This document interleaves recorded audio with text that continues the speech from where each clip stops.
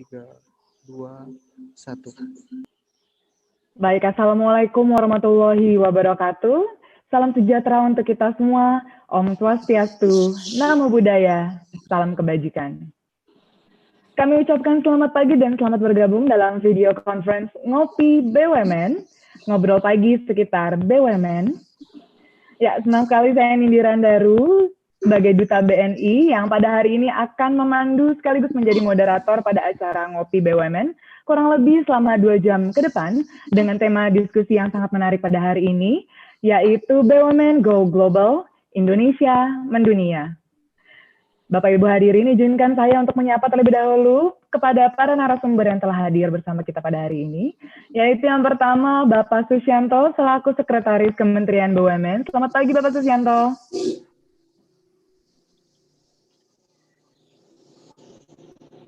Baik, kepada Bapak Susianto. Selamat pagi Bapak. Pagi Bu, pagi. Ya, siap Pak. Oke, berikutnya yaitu Bapak Henry Panjaitan selaku Direktur Treasury dan Internasional PT Bank Negara Indonesia Persero Tbk. Selamat pagi Pak Henry. Selamat pagi Bu Dira, selamat pagi semuanya. Baik, selanjutnya yaitu Bapak Budi Noviantoro selaku Direktur Utama PT Industri Kereta Api Persero atau PT Inka. Selamat pagi Bapak Budi. Selamat pagi Bapak-Bapak. Siap. Kemudian Bapak John Anis selaku Direktur Utama PT Pertamina International Eksplorasi dan Produksi atau Pertamina IP. Selamat pagi Bapak John Anis. Selamat pagi Bu Dira, selamat pagi Bapak Ibu semua. Baik, kemudian kami juga sambut kepada yang terhormat Bapak Renok selaku Kepala Biro Hubungan Masyarakat dan Fasilitasi Dukungan Strategis Kementerian BUMN. Kemudian juga beserta rekan-rekan media yang telah hadir pada Ngopi BUMN hari ini, diantaranya Tempo, Investor Daily, Infobank, Kumparan, Bloomberg News, dan rekan-rekan media lainnya. Bapak Ibu hadirin, Ngopi BUMN sendiri ini sebenarnya sudah rutin diselenggarakan dengan konsep ngobrol pagi santai bersama BUMN. Hal ini merupakan program kehumasan antara Kementerian BUMN dan Forum Humas BUMN yang didukung juga oleh Forum Wartawan BUMN. Ngopi BUMN kali ini sudah memasuki episode ke-32. Walaupun hari ini memang diselenggarakan secara virtual, namun harapan kami tidak akan mengurangi tujuan baik, juga esensi dari diadakannya Ngopi BUMN pada pagi hari ini. Baik, Bapak Ibu yang kami hormati, untuk memulai acara pada pagi hari ini, bersama-sama kita akan simak opening speech dari Bapak Renok selaku Kepala Biro Hubungan Masyarakat dan Fasilitasi Dukungan Strategis Kementerian BUMN. Untuk itu Bapak Renok, waktu dan tempat kami persilakan. Terima kasih banyak Mbak Indira. Bapak Ibu sekalian, Assalamualaikum warahmatullahi wabarakatuh. Waalaikumsalam. Selamat pagi, salam sejahtera untuk kita semua. Salam Om Swastiastu, Namo Buddhaya, salam kebajikan. Yang saya hormati para narasumber acara Ngopi BUMN kali ini, Bapak Susianto, Sekretaris Kementerian BUMN, Bapak Henry Panjaitan, Direktur Treasury dan Internasional PT Bank BNI, Tbk, Bapak Budi Noviantoro, Direktur Utama PT Industri Kereta Api, dan Bapak John Anis, Direktur Utama Pertamina International EP. Yang saya hormati juga rekan-rekan jurnalis, kawan-kawan Humas BUMN, dan Humas Kementerian BUMN. Segala puji bagi Allah SWT yang meniscayakan kegiatan pagi ini yang merupakan kolaborasi Humas Kementerian BUMN dan Forum Humas BUMN. Semoga acara ini dari awal hingga akhir dapat berjalan dengan lancar. Salawat dan salam kepada Nabi Muhammad SAW yang telah memberi suri teladan dan akal karimah untuk seluruh umat manusia. Bapak-bapak narasumber, rekan-rekan jurnalis, dan para kerabat humas yang berbahagia. Seperti yang tadi disampaikan, acara Ngopi BUMN atau Ngobrol Pagi bareng BUMN merupakan agenda rutin bulanan yang hadir dalam format webinar dan dipancarluaskan secara live streaming di YouTube Kementerian BUMN. Di masa pandemi COVID-19, acara ini menyesuaikan dengan protokol kesehatan. Adapun program ngopi yang pada tahun 2019 dan tahun-tahun sebelumnya dilakukan secara fisik, Ini merupakan kegiatan yang didedikasikan untuk memberikan insight untuk kawan-kawan jurnalis tentang bagaimana hal terkait aktivitas, program, dan informasi tentang BUMN yang menghadirkan narasumber yang kompeten dari BUMN dan Kementerian BUMN. Pelaksanaan acara ini diharapkan dapat meningkatkan silaturahmi di antara kita, di samping untuk memberikan informasi, sehingga rekan-rekan jurnalis mendapatkan background dari berita yang berkembang yang terkait BUMN maupun Kementerian BUMN. Oleh karena itu, seperti yang disampaikan tadi, acara ini juga menggandeng dan didukung oleh Forum Wartawan BUMN. Kami berharap hubungan kita dapat terus terjalin dengan baik. Tema ngopi kali ini yaitu BUMN Go Global, Indonesia Mendunia. Apa itu BUMN Go Global? Apa itu tujuannya? Sudah sejauh mana BUMN kita go global atau berkiprah di luar negeri? Pertanyaan-pertanyaan ini nantinya akan dijelaskan oleh para narasumber kita. Bapak Ibu, marilah kita langsung ke cara inti. Mari kita hirup kopi di meja masing-masing. Mari kita dengarkan paparan dan penjelasan dari para narasumber kita pagi ini. Terima kasih atas dukungan semua pihak, khususnya kawan-kawan dari Forum Humas dan Humas Kementerian BUMN yang telah merancang dan mengawal pelaksanaan acara ini. Kami akhiri sambutan ini. Billahi taufiq wal hidayah. Wassalamualaikum warahmatullahi wabarakatuh. Waalaikumsalam. Waalaikumsalam warahmatullahi wabarakatuh. Terima kasih Bapak Renok atas opening speech-nya. Baik Bapak Ibu hadirin, sesuai informasi di awal bahwa kita akan berdiskusi santai sambil ngopi ya Pak Renok ya, dengan topik yang sangat menarik yaitu BUMN Go Global, Indonesia Mendunia. Nah memang mungkin untuk sebagai pembukaannya bahwa seperti diketahui bersama, Kementerian BUMN ini memang senantiasa berupaya untuk terus mengembangkan BUMN-BUMN agar mampu berkiprah di pasar internasional dalam rangka mewujudkan visi BUMN Go Global. Walaupun sekalipun di tengah kondisi pandemik saat ini. Nah nanti para narasumber akan menjelaskan secara detail atau mendiskusikan secara tuntas hanya di Ngopi BUMN terkait kiprah-kiprah yang dicapai BUMN untuk menuju BUMN global. Baik, sebelum kepada acara inti, kami informasikan kepada rekan-rekan media untuk dapat mengisi daftar hadir yang telah tersedia di kolom chat. Baik Bapak Ibu hadirin, selanjutnya yaitu paparan yang pertama oleh Bapak Susyanto selaku Sekretaris Kementerian BUMN yang akan membahas lebih rinci mengenai kebijakan Kementerian BUMN dalam mengembangkan BUMN global dengan waktu sampai dengan 15 menit ke depan. Untuk itu kepada yang terhormat Bapak Susyanto, waktu dan tempat dipersilakan. Terima kasih Mbak Nindira. Yang tentu teman-teman sekalian, pertama yang saya hormati dan banggakan Pak Henry Panjaitan, Pak Budi Noviantoro, dan Pak John Anis. Sayang kita nggak bisa ngopi bersama, walaupun judulnya sebetulnya ngopi, ini tapi ngopi pagi. Mestinya bisa ngopi-ngopi di lantai 3 biasanya, tapi karena pandemi, nanti ngopinya kita tunda ya Pak Renok ya. Pagi hari ini tadi disampaikan oleh Pak Renok, tema kali ini adalah BUMN Global, Indonesia Mendunia. Rasanya ini suatu harapan gitu ya. Kita semua, seluruh BUMN, karena kita ketahui bersama bahwa Pak Menteri selalu mengatakan di beberapa kesempatan ada 5 prioritas Kementerian BUMN yang antara lain adalah nilai ekonomi dan sosial untuk Indonesia yang pertama. Lalu yang kedua inovasi model bisnis. Yang ketiga kepemimpinan teknologi, peningkatan investasi dan pengembangan talenta.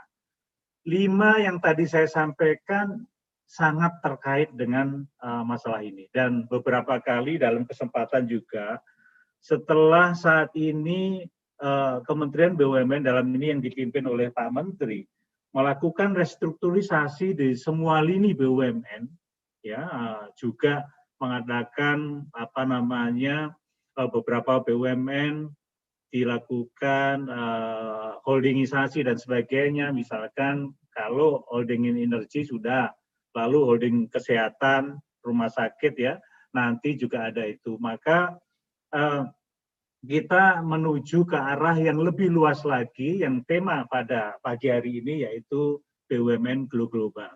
Pak Menteri menyatakan di 2021 nanti, jadi setahun setelah ini, kita akan wujudkan bersama hal ini. Harapan ini tentu akan kita aminin, dan ini merupakan tantangan bagi para direksi di seluruh BUMN. Nah, dimulai dari MOU yang saya kebetulan ikut hadir di dalam seremonialnya, yaitu di Kementerian Luar Negeri pada tanggal 17 Juli 2020, maka ada MOU atau Memorandum of Understanding antara Kementerian Luar Negeri dengan Kementerian BUMN. Dua menteri tersebut bertanda tangan, yang antara lain tujuan dari MOU ini tentunya sama dengan harapan kita tadi, yaitu mendorong pengembangan BUMN di pasar global untuk mendukung pertumbuhan ekonomi tentunya, dan memajukan tadi yang saya katakan kepemimpinan global. Nah, yang kedua, tujuan dari MOU ini juga untuk mendorong BUMN sebagai pemain global. Artinya kita jangan hanya, kalau istilah sepak bola tarkam ya, tetapi kita harus mendunia. Saya tahu, kita tahu bersama, hampir semua BUMN yang juga saat ini yang existing juga sudah lah.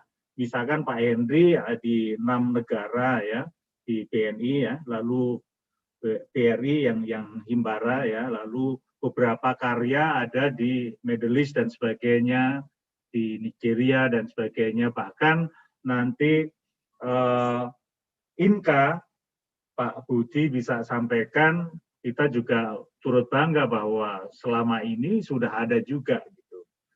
Lalu nanti silakan Pak John menyampaikan. Pertamina saya juga tahu mempunyai beberapa wilayah kerja di negara lain. Ini adalah bagian dari itu, tetapi nanti yang kita inginkan tentu lebih dari itu. Dan yang ketiga adalah mensinergikan. Inilah yang ketiga ini, mensinergikan langkah dan aksi kerjasama B2G maupun B2B. Jadi kayak kemarin pada saat Pak Menteri maupun Bu Menteri Luar Negeri mencari vaksin di China, lalu di London dan sebagainya, ini adalah bagian juga dari ini. Nah, selanjutnya apa sih tujuan dari BUMN global yang tadi Pak Rainok sampaikan? Kalau kita lihat, walaupun tadi saya katakan bahwa produk-produk kita banyak, saya juga tahu bahwa kalau swasta misalkan mie instan ini sudah bisa membanjiri ke negara-negara lain. Nah, mestinya produk-produk kita tidak hanya produk tetapi juga jasa yang mestinya juga dari BUMN ya, yang tadi karya-karya berarti jasa. Bank berarti juga jasa, tapi produk masih banyak sekali. Nah, ini salah satunya adalah memperkenalkan produk BUMN agar diserap pasar secara global. Tentu ini akan meningkatkan income juga dari sisi kita dan membanggakan dari Indonesia. Lalu ini yang saya katakan, sering dikatakan oleh Pak Menteri, yaitu incorporated, yaitu menyatukan kekuatan BUMN di luar negeri agar supaya juga menciptakan efisiensi secara operasional. Jadi Bapak Ibu sekalian, yang digambarkan masalah ini adalah kita tahu bahwa Pertamina ada di beberapa negara. Nanti ada slide berikutnya yang saya sampaikan. BNI ada di mana-mana, BRI juga demikian, berikutnya karya-karya ada di beberapa negara. Lah, kenapa ini kita tidak bisa satukan? Kalau selama ini secara eksisten mereka berkantor sendiri, lalu berusaha sendiri dan sebagainya. Lah, harapan ditandatangani MOU waktu itu, kebetulan yang tadi saya hadir sendiri, Bu Menteri dan Pak Menteri bicara bahwa harapannya adalah nanti ada suatu gedung atau suatu kantor yang dengan bendera merah putih berkibar di situ, ada tulisan Indonesia Incorporated. Inilah yang menjadi bagian dari tujuan BUMN global di situ. Jadi bagian beberapa BUMN berkantor di suatu tempat, tentu ini menjadi efisiensi karena bisa sharing tempat. Lalu kalau ada persoalan-persoalan, maka mereka juga bisa menyatu. Kita ngomong dengan kedutaan dan sebagainya, jadi satulah. Misalkan di Tokyo, ya itulah biar nanti teman-teman dari kedutaan yang mengurus dan sebagainya ngurusin semua BUMN ini yang dalam satu gedung. Ini akan lebih efisien. Yang ketiga adalah tujuannya adalah supply chain. Nah ini kita perlu memperbaiki supply chain dengan melakukan investasi ataupun akuisisi misalkan perusahaan di luar negeri. Kita jangan hanya perusahaan atau BUMN luar yang mengakuisisi perusahaan kita atau BUMN kita, tapi kita pun menginginkan seperti itu. Contoh misalkan yang selalu diberikan contoh Pak Menteri pada saat itu, kita PT Garam misalkan itu mempunyai tambang garam di Australia misalkan seperti itu. Lalu ada beberapa kebutuhan daging kita yang daripada kita mengimpor itu, tetapi kita justru memasuki di sana New Zealand, di Amerika Latin untuk mempunyai ini sendiri. Jadi produk daging sendiri di sana atau perkebunan dan sebagainya. Ini bagian juga yang ini. Dan yang keempat adalah momentum, ya kita bisa memanfaatkan momentum.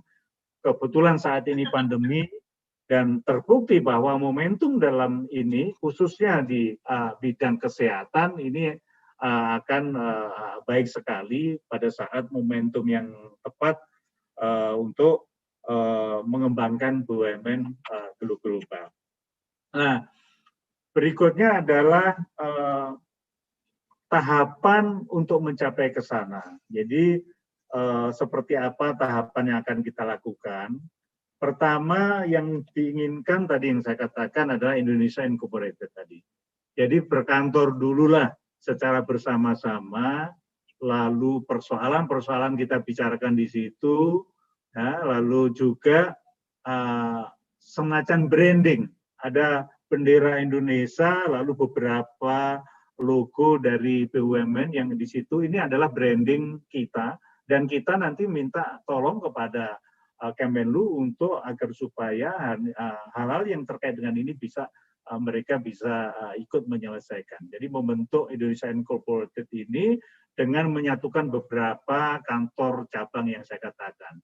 Yang kedua tahapannya, kalau itu sudah, maka kita sudah mulai melihat mana-mana kesempatan. Jadi pembenahan supply chain yang tadi saya katakan, lalu membuka peluang pasar, misalkan yang saat ini pasarnya belum begitu terbentuk, ya kita coba untuk melakukan lagi dan coba membranding penjualan produk dalam negeri di pasar yang strategis. Tentunya ini beda-beda. Kami tahu persis ada beberapa negara yang tentu tidak bisa kita masuki dan sebagainya, tetapi Bapak-Ibu sekalian, saat ini kami dengan Kementerian Luar Negeri sudah mencoba membedah.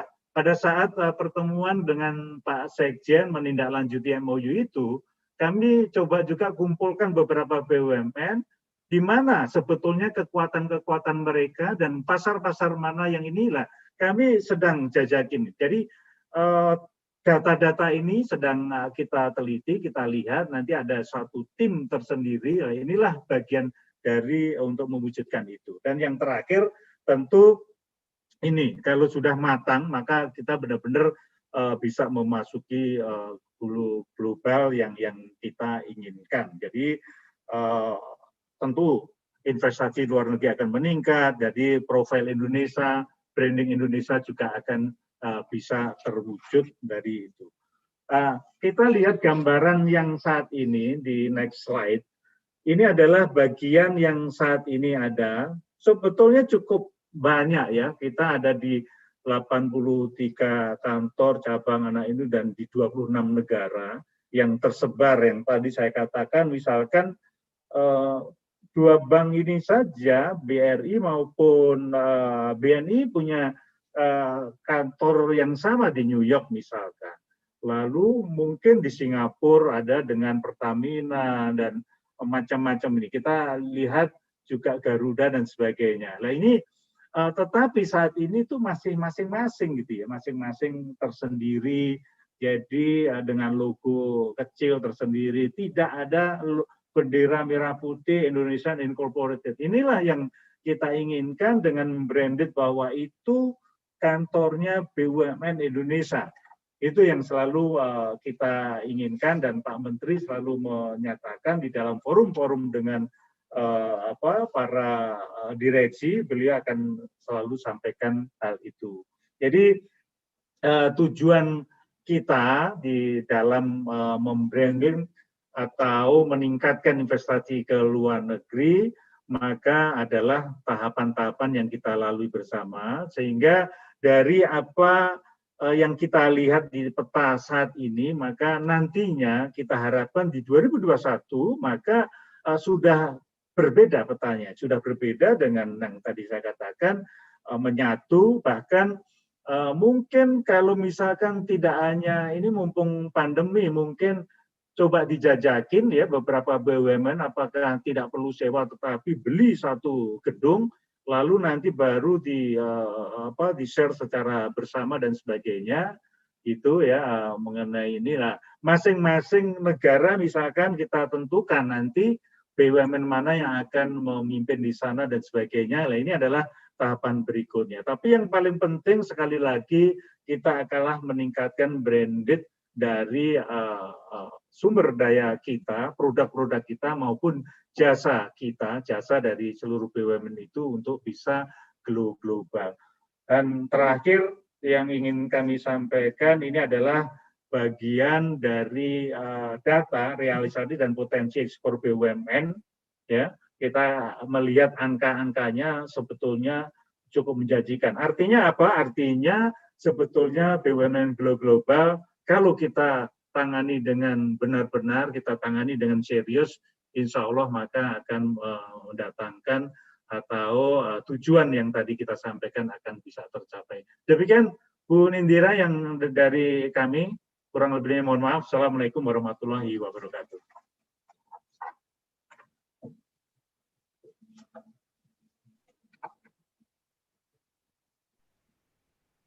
Waalaikumsalam warahmatullahi wabarakatuh. Terima kasih kepada Bapak Susianto atas pemaparan materinya. Pak Susianto, kalau boleh saya simpulkan, tadi terdapat beberapa poin materi yang sangat menarik. Yaitu yang pertama tadi yang baru-baru ini saja terjadi ya, yaitu penandatanganan nota kesepahaman atau MOU antara Menteri Luar Negeri yaitu Ibu Retno Marsudi dengan Menteri BUMN yaitu Bapak Erick Thohir ya Pak ya, yang itu sangat bagus ya, yaitu tentang kerjasama diplomasi ekonomi untuk mendukung BUMN Go Global. Oke, dengan tujuannya yang sangat mulia yaitu salah satunya untuk mengenalkan produk BUMN agar bisa diserap secara global tadi ya, menurut informasi Pak Susianto. Kemudian untuk meningkatkan branding yang paling penting, meningkatkan branding produk-produk Indonesia yang memang unggul. Kemudian ini juga membuka peluang pasar yang terkontrol agar produk-produk asli Indonesia tuh bisa dapat bersaing di secara internasional. Kemudian harapan tadi yang terakhir yang disampaikan Pak Susianto itu harapannya di tahun 2021 Global Offices BUMN yang terdapat di beberapa negara dunia ini mungkin bisa saja ke depannya akan terwakili melalui satu bendera saja, yaitu bendera merah putih dan BUMN. Sepertinya itu memang sangat keren sekali ya yang disampaikan Pak Susianto. Terima kasih Bapak Susianto. Kemudian, kami kembali ingatkan kepada rekan-rekan media untuk dapat mengajukan pertanyaan pada kolom question and answer yang terdapat di kolom bawah ini yang telah tersedia, dan nanti pertanyaan akan kami bacakan pada sesi tanya jawab yang nantinya akan langsung dijawab oleh para narasumber kita pada hari ini.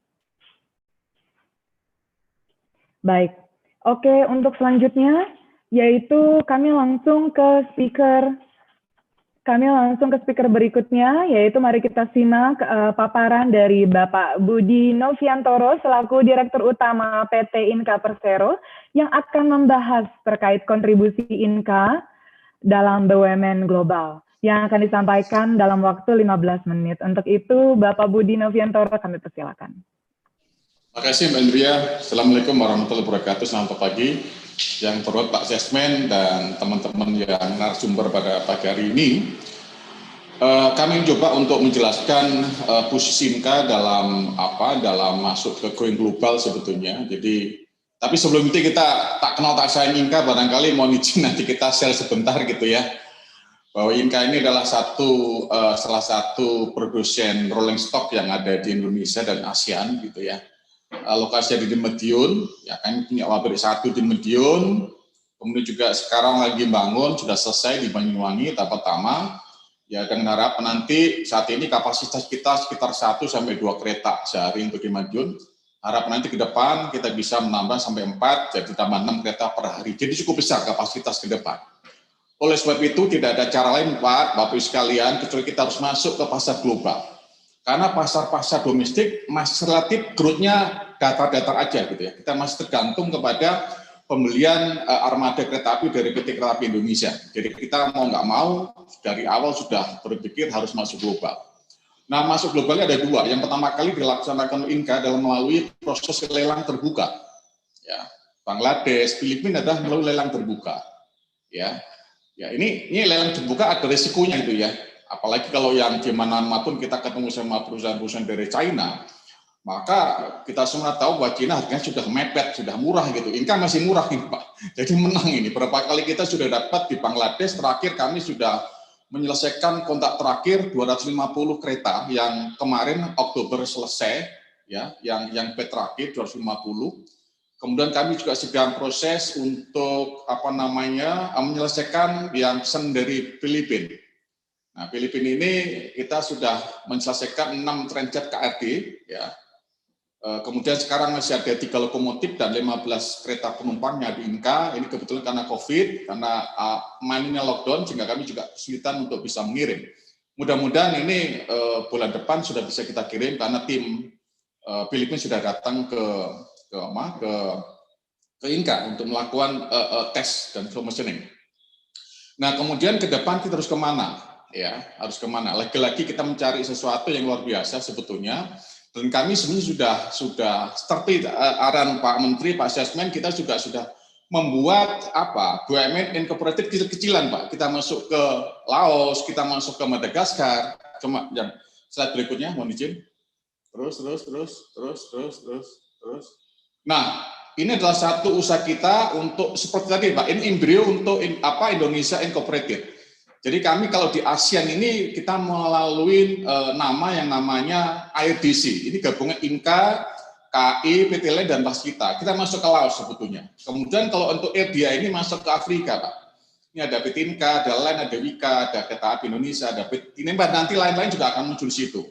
Nah ini dulu tujuannya seperti yang tadi Pak, jadi kita supaya efisien kantor bersama dan nanti memang ini skema proyeknya juga harus saling mendukung. Contoh di Madagaskar mereka punya yang namanya tambang, ya tambang krom di sana. Ya, kita mesti harus gabungan dengan teman-teman yang nanti ngelola tambang di sana.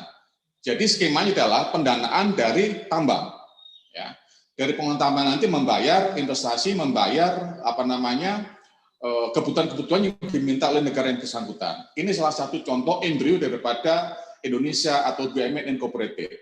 Nah, pertanyaan ini berhasil nggak? Belum berhasil Pak Madagaskar, ya, karena memang pendanaannya juga masih belum. Ya, kami juga mengundang teman-teman dari Exim Bank, ya, masuk ke sana, tetapi ya karena kesulitan pendanaan, jadi saat ini juga belum jalan. Nah, cuma alhamdulillah kita fokus berikutnya adalah masuk ke pasar global yang lebih besar lagi, Pak. Yang kita dibutuhkan adalah di Afrika. Jadi kami sudah masuk di Afrika saat ini, ya, ada berapa? 1, 2, 3 negara yang sudah deal dengan Inka, ya. Inka di depan sebagai project developer, kemudian juga bawa teman-teman lain yang akan bergerak ke sana, Pak.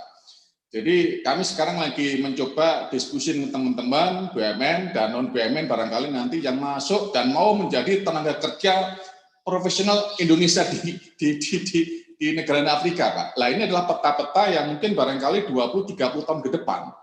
Itu nggak ada habisnya, Pak. Bapak sekali, ini adalah peta yang namanya ABED. ABED adalah African Belt Economic Development. Nah, ini adalah proposal dari partner kami yang di Amerika, adalah Global Holding di situ. Jadi mereka akan membiayai ini melalui skema adalah semacam barter dengan resources yang dipunyai masing-masing negara. Nah, ini adalah tujuan daripada ABED, namanya ABED, jadi African Belt Economic Development ini, itu menghubungkan negara-negara landlocked yang selama ini tidak bisa menjual, tidak bisa mentransfer komoditas atau hasil-hasil mereka ke luar negeri, Pak. Misalkan, ini ada di daerah Mali. Mali ini landlocked ini, nggak bisa kemana-mana. Dia kalau keluar negeri mesti lewati Somalia, Senegal, melalui Pulau Dakar. Nah, ini kita buat namanya jalur utara, sisi utara, tapi barat timur. Menghubungkan sisi Afrika Utara dari mulai Dakar sampai ke Djibouti. Nah, ini petanya. Kemudian tengah-tengah, jalur tengah adalah mulai dari Kinshasa atau dari Matadi atau Banana Port yang ada di RC Kongo itu menuju ke daerah yang namanya Zanzibar. Di sana ada Dar es Salaam. Ya. Kemudian kita ke bawah lagi ke bawah mulai Zimbabwe. Zimbabwe ke kiri adalah Mozambik. Nah, ini ada pelabuhan di Mozambik yang terus sampai Botswana. Ini cukup besar, ya, kapasitasnya mereka butuh macam-macam, ya, mereka punya banyak tambang di sana. Kemudian kita bantu untuk membuat infrastruktur, utamanya kereta api dan yang lain-lain. Mereka butuh namanya solar panel, dia juga butuh namanya smart city, dia butuh yang IT, dia butuh yang fiber optik, dia butuh juga agriculture, macam-macam tergantung masing-masing negara yang memang membutuhkan itu. Alhamdulillah ini kita sedang masuk ke Kongo, ya. Jadi kalau bersekira ada kali atas ada Mali, Senegal, ini ada 1.000 sampai 2.000 km yang harus kita upgrade. Kemudian dari Burkina Faso sampai Cote d'Ivoire itu ada kira-kira 622 km dan seterusnya. Yang paling besar adalah masuk di area DRC Kongo. Jadi ada Kongo, ada DRC Kongo. Ini kira-kira hampir kemarin sudah kita deal sama mereka adalah arealnya sekitar 4.000 kilometer, tapi mereka minta lagi untuk double track bisa sampai 11.000. Ini satu negara Kongo saja. Kemudian dari kita connect ke Ethiopia, Uganda, kemudian Malawi, juga ke Zambia dan seterusnya. Ini cukup besar. Nah, ini adalah banyak dampak-dampak yang kita kerjasamkan sebagai bagian BUMN. Contoh nanti Liberia. Liberia itu adalah ini terus. Contoh kita loncat ke Liberia, sebenarnya kalau Kongo sudah proses, kemudian, nah ini contoh yang kita coba laporkan, lanjut nggak apa-apa. Terus. Nah ini skema-skema sebenarnya, ini skema-skema yang sebenarnya kita gunakan untuk bagaimana mencari pendanaan. Terus. Nah ini Liberia. Nah Liberia teman-teman baru pulang kemarin hari Minggu yang lalu dari tim Inka bersama tim dari partner Amerika dan Indonesia pergi ke Turki, ketemu dengan tim dari Liberia, ya mereka menawarkan konsesi tambang ada 9 kalau nggak salah, ada offshore, ya simpan offshore minyak dan juga ada iron ore di situ. Nah ini kalau menggunakan jalan-jalan yang ada sekarang tidak mungkin karena ngangkut itu. Contoh sebagai gambaran bahwa mereka punya sekitar 4,5 billion ton untuk iron ore di Liberia ini, tapi tidak punya akses ke pelabuhan. Mereka minta membangun sekitar 130 km, ya, jalan kereta api yang double track nanti bisa kapasitasnya 50 juta ton per tahun. Nah ini adalah nanti dibayar dengan apa? Dengan minyak. Mereka punya minyak yang akan diserahkan bagi konsesinya kepada partner kita yang dari Amerika dan di Indonesia. Nah barangkali ini teman-teman dari Pertamina, dari aneka tambang, dari apapun ya nanti bisa bergabung untuk bisa kita keroyokan di sini nanti mengelola apapun yang diminta mereka. Contoh untuk DRC Kongo ini kebetulan Inka sebagai project developer untuk jalan kereta api, tetapi tidak cukup di situ aja. Itu ada lain nanti akan membangun infrastruktur IT mereka, ada Barata yang akan membangun infrastruktur smart city-nya. Ada namanya Merpati Nusantara yang dia akan membangun aviation di sana, cukup besar di sana. Dan kami sudah sepakat dengan 3 BUMN plus juga dengan Pak Duta Besar Indonesia yang di Kenya, Pak. Karena di Kongo belum ada. Kami sepakat akan mencewa satu bangunan nanti kita gunakan bersama-sama. Kenapa? tidak cukup Inka, tidak cukup LAN, tidak cukup Barata, tapi kita juga mengundang teman-teman swasta dan BUMN, khususnya karya, untuk membantu kita membangun infrastruktur di sana. Untuk membangun rel saja butuh sepanjang 4.000 km, saya kira cukup butuh teman-teman Boyika untuk bisa memproduksi batal-beton di sana. Membangun juga pabrik untuk girder, untuk produk beton, dan macam-macam. Nah, itu dari sisi konstruksinya. Tapi dari bisnisnya, ada tambang iron ore di situ, ada tambang minyak, ada tambang kupur di situ. Barangkali teman-teman aneka tambang bisa join dengan partner kita, Bapak Ibu sekalian yang ada di sana sekarang gitu ya. Mungkin dalam waktu ke depan ya. Sekarang yang ini masih teman-teman dari partner kita di Amerika yang punya partner. Tapi ke depan tidak menutup kemungkinan teman-teman dari Pertamina, teman-teman dari katakan Bulog untuk agriculture, kemudian juga dari teman-teman lain termasuk perbankan bisa masuk karena asetnya cukup besar. Aset mereka cukup besar dan aset ini digunakan sebagai underlying backup aset pada saat teman-teman dari Amerika mengeluarkan bond. Ini yang terpenting nanti. Jadi skemanya adalah mereka memberikan konsesi tambang kepada partner kita di Amerika. Kemudian partner Amerika kita akan mengeluarkan atau mengisi bond macam-macam, ada green bond, ada aviation bond, ada juga infrastruktur bond. Nah, ini backupnya ada tambang. Jadi tambang itu nanti setelah silakan, kemudian dimonetize menjadi uang untuk bisa membangun. Nah, posisi Inka adalah sebagai EPC daripada partner dari Amerika. Konsep bisnis dengan pemerintah Amerika masing-masing adalah skemnya BOOT, jadi Build, Own, Operated, and Transfer selama 30 tahun. Ini kira-kira yang skema yang kita lakukan mendukung yang namanya program APEC. Tidak cukup di sini, ya kami juga masuk ke ASEAN khususnya. Nanti kita akan membangun di Laos, ya, connect dengan Thailand, connect dengan Vietnam. Ini proses juga. Yang terakhir kami juga diajak teman kita dari Amerika untuk masuk di pasar Amerika Latin. Di sana ada Guyana, ada Suriname, ada Honduras, ada macam di sana yang memang sudah pernah datang ke kantor Inka untuk untuk berdiskusi bagaimana kemungkinannya kita masuk di pasar Amerika Latin. Kata kunci mereka sebetulnya sudah agak bosan dengan produk Cina, Pak, sebetulnya. Jadi mereka ini datang ke kantor saya minta tolong untuk dibantu, ya, bagaimana kita bisa masuk ke pasar sana. Memang agak jauh, tapi itulah pasar-pasar yang memang masih memungkinkan Inka dan mungkin beberapa BUMN lain bisa masuk ke pasar-pasar itu. Jadi kata kunci global adalah keharusan buat Inka dan peluangnya cukup besar, terbuka lebar untuk pasar-pasar yang membutuhkan produk Inka dan saya kira dengan jajarannya dan mereka kita jual satu paket. Jadi mulai dari survei, mulai dari desain, mulai dari konstruksi, pengadaan, supervisi dan operated itu kita satu paketkan, termasuk juga training-training daripada tenaga lokal yang nanti kita train di Indonesia untuk bisa membantu mengoperasikan kereta atau hal-hal hasil proyek yang sudah selesai kita lakukan. Kira-kira itu ya yang sudah dan kita akan jalan terus. Mudah-mudahan harapan Pak Asesmen nanti 2021 kita sudah akan mendirikan kantor di Kinshasa. Ya, mudah-mudahan mohon doa restunya. Di Kinshasa ada namanya mungkin dari Konjen kedutaan RI yang di Kenya, tapi karena di DRC belum ada, gabung sama kita dan tersepakat melalui Pak Direktur Afrika. Kemudian juga ada teman dari Wika, ada Numasita, ada Dikarya, ada juga dari Line, ada Barata dan macam-macam. Jadi supaya efisien kantornya jadi kontraktor gitu ya, terangkap juga perwakilan di Indonesia yang dia di Kinshasa. Ini saya kira skemanya dan mudah-mudahan mohon doa restu nanti mungkin Maret 2021 APEC ini akan di launching ya dengan beberapa pimpinan negara untuk bisa ditandatangani kesepakatan African Belt Economy Development yang diajukan oleh partner kita yang ada di Amerika dan itu akan terus dilaksanakan. Nanti juga ada namanya Latin American Belt Development dan seterusnya. Dan ini cukup besar, Pak Asesmen, ini bisa sampai 30 tahun ke depan ini nggak selesai-selesai. Untuk Afrika saja mungkin 30 tahun ke depan nggak akan selesai. Ya ini untuk teman-teman juga legasi buat teman-teman yang penerus daripada BUMN.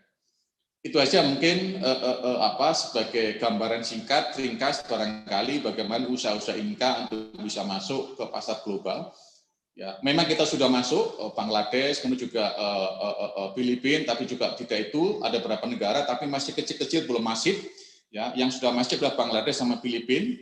kemudian kita akan masuk ke pasar yang lebih luas lagi, jauh memang, ya perjalanan cukup jauh, kalau naik pesawat juga 30 jam ke Kinshasa, kalau kami lihat juga cukup jauh, tetapi adalah nggak masalah, yang penting ada proses, dan kebetulan mereka kebanyakan masih green zone ya, mereka masih butuh teknologi yang belum terlalu canggih. Jadi ini beberapa contoh yang kita buat, ya, skema-skema bagaimana negara-negara Afrika sesuai dengan perintah dari Pak Presiden dalam rangka Afrika Indonesia Forum, itu kita saudara, ya, piagam Afrika, Indonesia Afrika, Asia Afrika, sehingga kita coba tindak lanjutin dengan usaha kita masuk ke Afrika dan pasar global yang lain. Saya kira itu Mbak Indira dari kami Inka, ringkas barangkali waktunya pas 15 menit kurang lebih. Makasih. Assalamualaikum warahmatullahi wabarakatuh. Waalaikumsalam warahmatullahi wabarakatuh. Terima kasih banyak Bapak Budi Noviantoro atas paparan materinya. Ini beberapa banyak hal poin yang menarik Pak, tapi setidaknya saya telah menarik 3 poin yang menarik dari Bapak, yaitu bahwa PT Inka Persero ini bisnis perkereta apian sendiri sudah merambah ke internasional ya Pak ya. Dan salah satu success story-nya tadi sudah disampaikan oleh Bapak Budi, yaitu ada di proyek Bangladesh dan Filipina. Dan yang peluang sukses lainnya itu ada di Amerika Latin dan Afrika. Dan memang secara garis besar peluang bisnis ini tidak hanya terbuka untuk Inka ya, namun untuk juga BUMN-BUMN lainnya, ini terbuka peluang yang sangat besar, baik tadi dikatakan oleh Pak Budi untuk perbankan juga bisa masuk ke dalam proyek ini, juga dari Pertamina juga bisa masuk ke dalam proyek yang dikatakan Bapak Budi. Kemudian yang tadi saya menarik yang di Afrika itu bahwa bisnis yang tadi sudah dicanangkan itu gunanya untuk menghubungkan bisnis antar country region yang ada di Afrika, yang itu sangat mempermudah bisnis yang ada di Afrika. Dan kemudian walaupun memang masih terdapat beberapa challenges dan barrier yang dihadapi oleh PT Inka, namun tadi PT Inka juga sudah menyampaikan bahwa terdapat beberapa strategi pengembangan bisnisnya, baik dari mencari pendanaan internasional, kemudian dengan menggunakan BOT scheme dan juga leasing scheme. Baik, terima kasih Bapak Budi Noviantoro. Kemudian Bapak Ibu hadirin, kami akan lanjutkan ke panelis berikutnya, yaitu mari kita simak paparan dari Bapak John Anis, selaku Direktur Utama Pertamina EP, yang akan membahas mengenai sepak terjang Pertamina EP dalam pasar global, yang akan disampaikan dalam waktu 15 menit. Untuk itu Bapak John Anis, waktu dan tempat kami persilakan.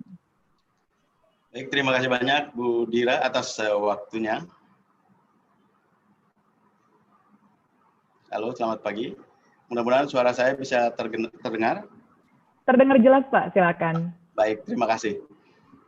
Yang saya hormati Pak Susianto, BUMN, dan juga para panelis lainnya, Pak Budi, Pak Henry, dan Reynold dari Humas BUMN. Terima kasih atas kesempatan yang diberikan pada kami untuk memberikan paparan mengenai Pertamina Go Internasional sesuai dengan topik yang ada hari ini. Baik, selamat pagi Bapak Ibu semua. Assalamualaikum warahmatullahi wabarakatuh. Salam sejahtera bagi kita semua. Semoga Bapak Ibu semua dalam kondisi sehat walafiat di kondisi pandemi yang cukup mengganggu ini sebetulnya. Baik, saya mulai dengan slide yang pertama. Ini adalah agendanya, jadi saya akan coba memberikan sedikit paparan latar belakangnya, kemudian dilanjutkan dengan tantangan dan peluang yang ada, sesuai dengan harapan tadi yang disampaikan oleh Pak Susianto, dan saya akan fokus ke satu aset saja, yaitu aset Algeria dari beberapa aset yang kita punya untuk memberi gambaran secara konkret apa yang sudah kami lakukan dan akan kami lakukan.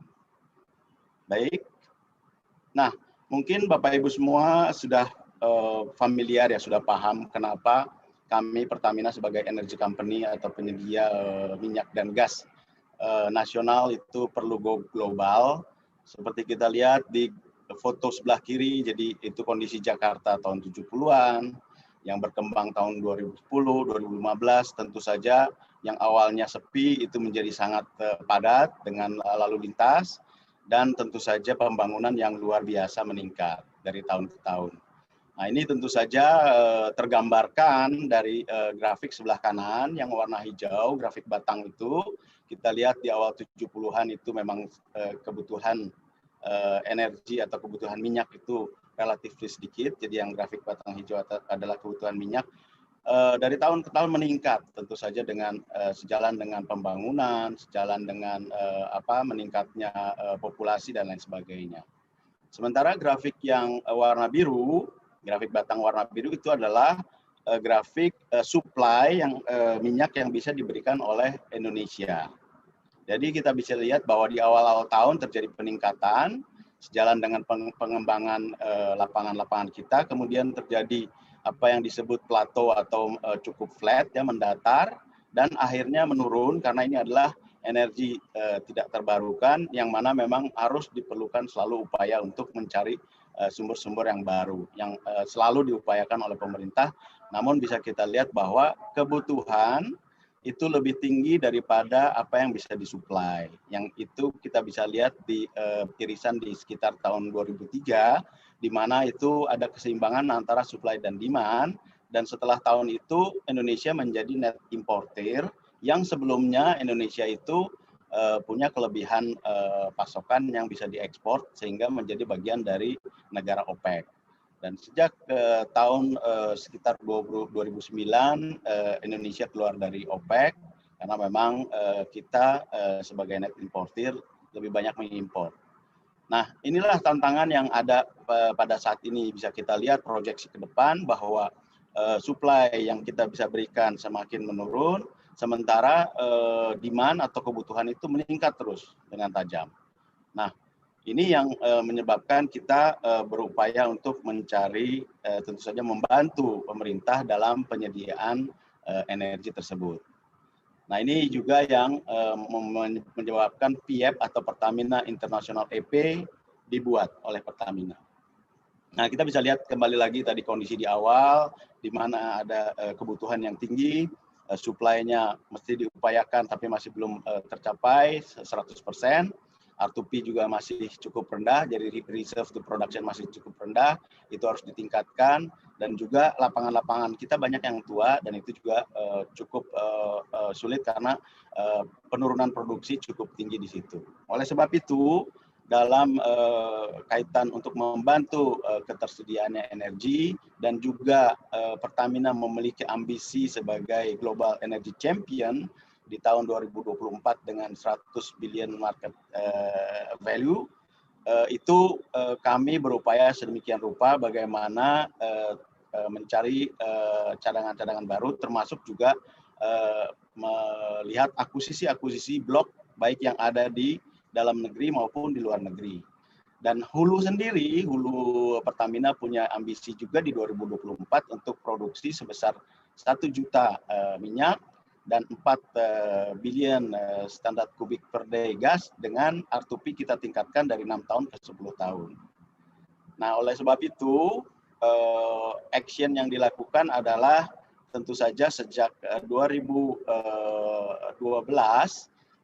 tepatnya hari ini, Bapak Ibu sekalian, jadi hari ini PIEP ini berulang tahun kebetulan, jadi 18 November 2013 sebetulnya, jadi 7 tahun kita sudah eksis dengan tujuan tentu saja mencari tambahan minyak, juga membawa minyak ke kilang domestik, dan mengurangi ketergantungan terhadap impor sebisa mungkin, juga membantu neraca pembayaran Indonesia dari neraca ekspor impor.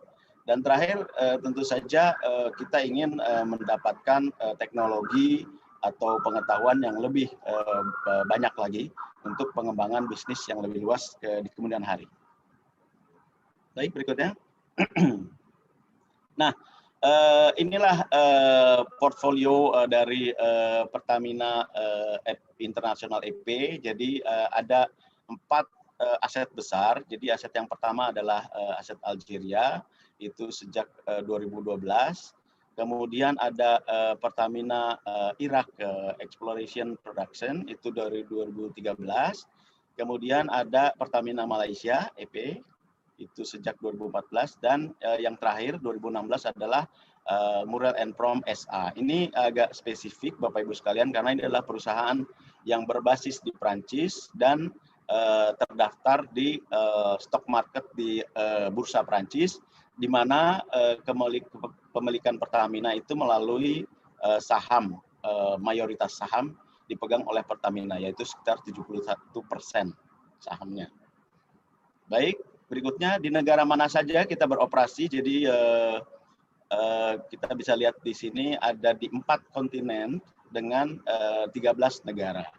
Jadi dari Amerika kita mulai di situ ada Kanada, Kolombia dan Venezuela. Kanada dan Kolombia ini masih dalam tahap eksplorasi. Venezuela sudah berproduksi. Kemudian kalau kita bergerak ke tengah, itu ke Eropa ada Prancis dan Italia. Prancis juga sudah mulai berproduksi, sedangkan Italia masih dalam eksplorasi. Kemudian ke bawah ada Algeria, Nigeria, Gabon, Angola, dan Namibia. Di situ Algeria sudah berproduksi, juga Nigeria, Gabon, dan Angola. Namibia kita masih eksplorasi juga. Kemudian ada Irak. Irak ini juga berproduksi. Kemudian ada Tanzania juga berproduksi. Dan terakhir di Asia ada Malaysia yang juga sudah berproduksi. Jadi yang Malaysia, Algeria, dan Irak itu melalui anak perusahaan PIEP langsung. Sedangkan sisanya yang Angola, Kolombia, Venezuela, dan lain sebagainya itu adalah bagian dari Murel and Prom tadi. Baik, berikutnya. Nah ini bisa dilihat bahwa ini memberikan gambaran saja bahwa secara alam memang cukup menantang apa yang kami hadapi. Jadi dari mulai Algeria itu situasinya di gurun pasir. Ini tentu saja mempengaruhi operasi kami dan kami juga harus bisa beradaptasi dengan situasi seperti itu. Kemudian kalau di Malaysia kita lihat di tengah itu lebih ke arah offshore dan deep water. Jadi laut dalam, di sini pun juga tantangannya berbeda sama sekali dibanding dengan yang ada di gurun pasir. Sementara yang sebelah kanannya dari Malaysia itu adalah di Irak, kurang lebih sama seperti yang di Algeria, suasana gurun pasir. Dan terakhir yang Murel and Prom ini sangat bervariasi, dari mulai Tanzania yang dekat pantai, kemudian ada Venezuela juga yang offshore, kemudian Gabon yang boleh dibilang di tengah hutan ya. Jadi inilah suasana atau kondisi geografis yang kami hadapi. Baik, berikutnya. Nah, apa sih tantangan dan peluang yang ada bagi kami? Tentu saja yang pertama adalah mendapatkan international exposure, kemudian juga mendapatkan sumber yang lebih luas, bisa juga sharing tadi knowledge dari pemain-pemain yang besar, international oil company. Kemudian kita juga punya kesempatan bisa melihat opportunity atau kesempatan yang lebih dalam lagi, lebih dekat lagi, mendapatkan pengalaman yang berkualitas, yang baik. Kemudian tentu saja bisa juga membangun reputasi internasional seperti tadi yang dilakukan oleh Inka tentu saja dan dari teman-teman BUMN lainnya. Kita bersama-sama membangun reputasi kita sebagai Indonesian Incorporated nantinya seperti harapan pemerintah. Kemudian tentu saja ini juga kesempatan untuk memperkuat posisi Pertamina di kancah internasional. Namun itu semua tentu saja banyak tantangannya. Tadi kita lihat bahwa alamnya berbeda-beda, itu secara operation nanti berbeda dan kita harus beradaptasi dengan itu. Kemudian tentu saja bagaimana kita juga berhadapan dengan orang-orang dengan budaya yang berbeda dan lain sebagainya, cara kerja juga yang berbeda, ada juga geopolitik isu, resiko juga lebih besar, biaya pun relatif bisa lebih tinggi, namun tentu saja lebih banyak kesempatan, dan juga sistem fiskal, sistem ekonominya berbeda dari satu negara dan negara lainnya. Ini yang perlu kami tentu saja cermati dan amati dengan sebaik mungkin untuk menghasilkan yang terbaik bagi Pertamina dan pemerintah Indonesia dalam hal ini. Baik, berikutnya. Nah, saya fokus sedikit ke aset yang di Algeria untuk memberi gambaran kepada Bapak Ibu sekalian apa sih tantangannya, apa sih sebetulnya apa yang menjadi concern kita dan aspirasinya seperti apa. Nah, Di Algeria mungkin Bapak Ibu atau Aljazair pernah dengar ya, memang masih ada masalah security ya, keamanan. Jadi kita benar-benar menerapkan keamanan yang sangat-sangat ketat di sana agar operasi tetap berjalan dengan lancar tanpa gangguan, termasuk juga gangguan dari kemungkinan Al-Qaeda dan lain sebagainya. Kemudian di sana kami juga bekerja sama dengan partner di Algeria, itu ada Repsol dan tentu saja Sonatrach sebagai tuan rumah. Repsol dari Spanyol. Nah, tentu saja kita bekerja dengan nationality yang berbeda-beda di situ. Demografi juga tentu saja menjadi tantangan sendiri. Cuaca di gurun pasir itu memang pada saat musim panas itu bisa sangat panas sekali, lebih dari 40 derajat, dan di musim dingin bisa mendekati 0 derajat. Jadi sangat ekstrim antara winter dan summer di sana. Nah, ini juga mempengaruhi peralatan, mempengaruhi kinerja teman-teman dan lain sebagainya. Nah, yang terakhir tentu saja tantangannya adalah seperti biasa bagaimana menghadapi otoritas setempat yang tentu saja dengan cara kerja yang berbeda, dengan framework legal yang berbeda pula. Nah, kemudian ada concern juga di situ mengenai tenaga kerja. Tenaga kerja yang ada di Algeria ini agak sulit kita untuk mempunyai yang berpengalaman. Kenapa? Karena begitu mereka punya pengalaman, mereka lebih senang bekerja di Timur Tengah. Alasannya sangat sederhana, karena penghasilannya lebih baik di sana. Ditawarkan dengan gaji yang lebih tinggi di Qatar atau di Kuwait dan Arab Saudi. Ini yang menyebabkan agak sulit kita benar-benar mendapatkan lokal employee yang berpengalaman, karena begitu pengalaman mereka keluar. Kemudian karena ya mungkin industrinya belum terlalu baik, sehingga supply dan juga market itu sangat terbatas, relatif terbatas. Untungnya tidak terlalu jauh dari Eropa, jadi kita terbantukan oleh market Eropa. Nah, lapangannya sendiri meskipun cadangannya cukup besar, tapi sudah cukup mature. Kemudian juga ada masalah instalasi yang terbatas di sana. Nah, namun di situ kita punya aspirasi, tentu saja semua tantangan dan semua concern ini kita hadapi dengan sebaik-baiknya agar kita bisa berkinerja sebaik mungkin. Sejauh ini alhamdulillah kami bisa mengembangkan lapangan dengan baik di Algeria. Jadi sejak kami ambil alih dari operator sebelumnya, itu produksi bisa kami tingkatkan. Pada saat di awal itu sekitar 16.000 barrel, sekarang bisa berproduksi hampir sekitar 19.000 barrel per hari. Alhamdulillah. Jadi tantangan dan semua hambatan kita coba atasi sebaik mungkin dengan kemampuan teknis kami yang ada untuk menghasilkan sebaik mungkin, semaksimal mungkin. Baik, berikutnya. Nah, ini salah satu contoh lagi di dalam pengelolaan proyek. Karena memang dalam dunia minyak dan gas memang mau tidak mau kita kalau ingin berkembang atau ingin mempertahankan produksi, kita harus tetap mengelola proyek-proyek upstream atau proyek-proyek hulu. Nah, proyek di luar negeri untuk Pertamina ini memang ini hal yang pertama yang kami lakukan di Algeria. Alhamdulillah berjalan dengan lancar, tapi kita bisa lihat di situ tantangannya. Bagaimana tantangan mengenai orang, mengenai proses, dan mengenai juga plannya atau lapangannya. Jadi pertama timnya itu juga dengan multi background, jadi background dari Pertamina sendiri juga sudah berbeda-beda, ada yang dari Mahakam, ada dari yang dari PEP, ada yang dari refinery dan lain sebagainya. Ditambah dengan tim dari Sonatrach, ditambah dengan tim dari Repsol dari Spanyol, dan juga ada local hire. Jadi ini menambah kompleksitas lah dari bagaimana kita menghandle tenaga kerja atau orang yang kita lihat dari berbagai negara. Itu komunikasi harus sangat dibina dengan baik dan lain sebagainya.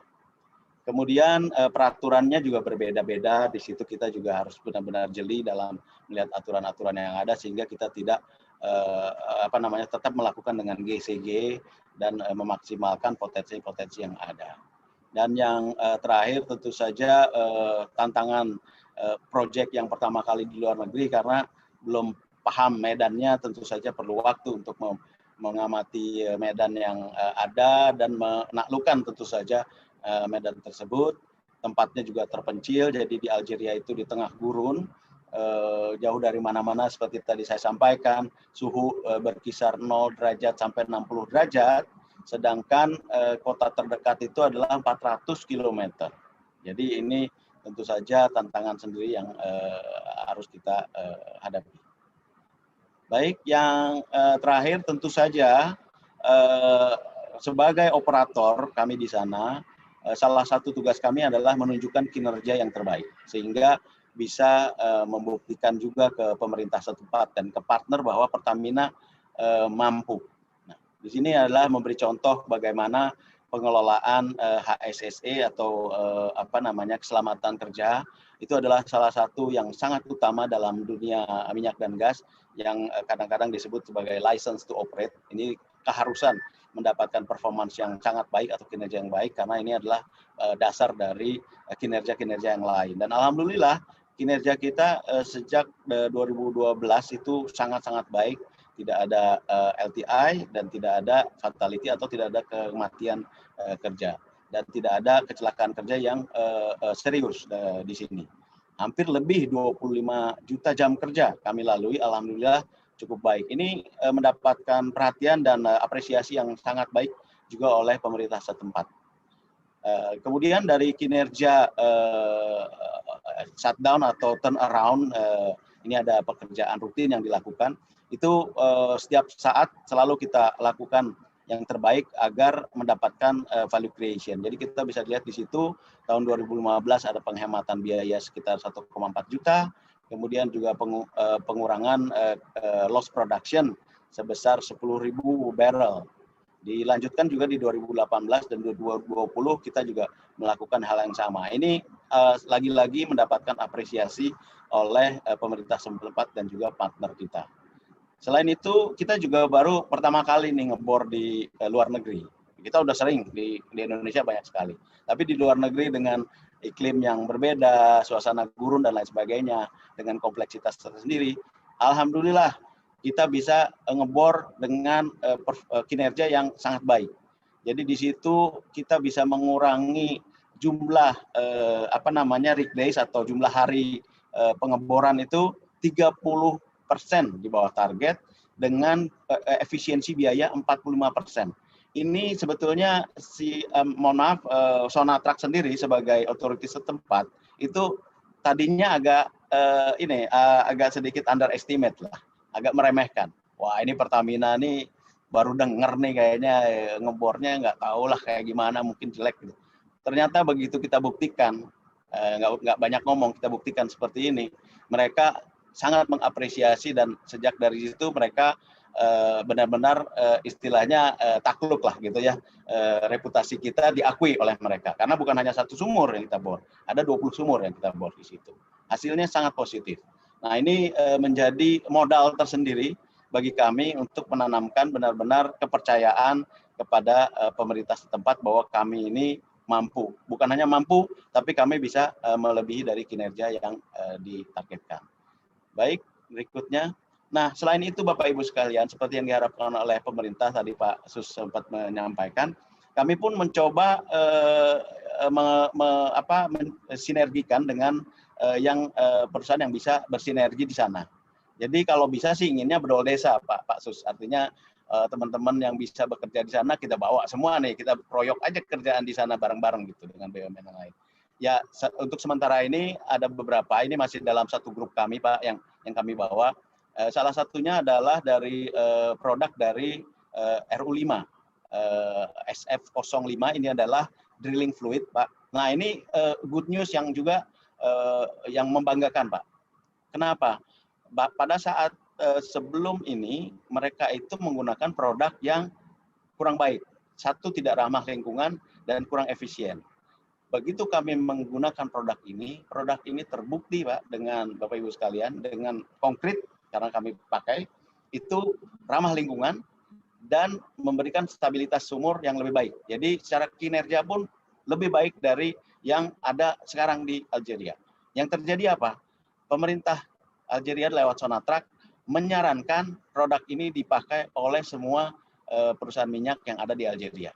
Nah, ini suatu hal yang sungguh membanggakan, Pak. Untuk kontrak pertama bisa membawa 1 juta US dollar untuk produk ini. Mudah-mudahan ini bisa berkembang terus. Alhamdulillah, ini produk ini diapresiasi langsung oleh pemerintah karena environmental friendly juga.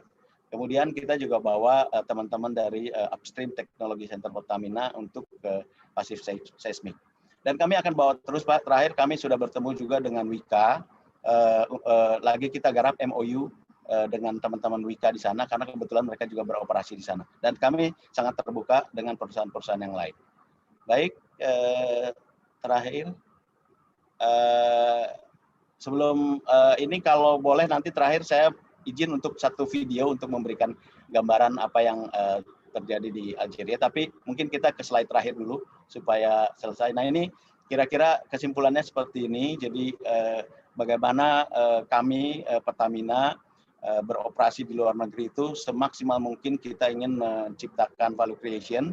Jadi tentu saja membantu pemerintah memberikan tambahan produksi minyak dan gas dari aset luar negeri, kemudian juga mengirimkannya ke kilang domestik sehingga bisa mengurangi atau membantu ketergantungan impor minyak, dan juga membantu neraca pembayaran Indonesia, membangun bisnis opportunity yang lebih luas, dan tentu yang penting juga membangun reputasi internasional baik bagi Pertamina dan juga Indonesia seperti tadi Pak Sus sampaikan. Jadi jangan hanya istilahnya tarkam ya Pak ya.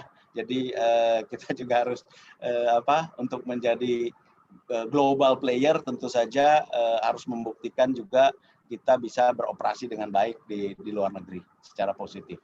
Kemudian tentu saja kita juga bisa meningkatkan jaringan atau international network. Untuk sukses itu apa yang diperlukan, tentu saja kita harus bisa beradaptasi dengan budaya lokal, menghargai juga kultur lokal, bekerja sama juga dengan pemerintah lokal dan juga masyarakat setempat. Kemudian juga kita harus tetap menunjukkan kinerja yang sangat baik, lebih dari yang lain kalau bisa atau minimal sama. Kemudian bisa juga berdiplomasi, bernegosiasi untuk mencari win-win solution dengan pemerintah setempat atau dengan partner. Kemudian tentu saja menciptakan sedemikian rupa dengan kesulitan saat ini bagaimana bisnis tetap profitable. Dan terakhir adalah kita bagaimana kita juga beroperasi di sana tidak hanya beroperasi semata, tapi juga membawa technical excellence seperti tadi drilling fluid, passive seismic, dan juga teknologi-teknologi lainnya yang bisa diterapkan oleh perusahaan setempat atau pemerintah setempat sehingga mereka pun merasakan manfaat kehadiran kami di negara mereka. Kurang lebih seperti itu yang bisa saya share untuk saat ini. Mohon maaf kalau agak sedikit panjang. Ya, yang terakhir dari panasnya Sahara, dalamnya samudra, pekat rimba raya, energi untuk Indonesia. Jadi ini yang ingin kita sampaikan. Mohon izin kalau boleh satu video saja. Semoga bisa memberi gambaran mengenai operasi kita di luar negeri. Mohon izin. Terima kasih.